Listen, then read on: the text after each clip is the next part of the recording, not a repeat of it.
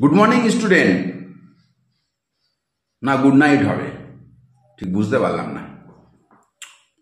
আকাশটা মেঘলা হয়ে আছে তো সেই জন্য বুঝতে পারলি। শোনো, তোমাদের যে জন্য ডাকা, খুব গরম পড়েছে। ভাবছি বৃষ্টি হলে সবাইকে ছুটি দেবো।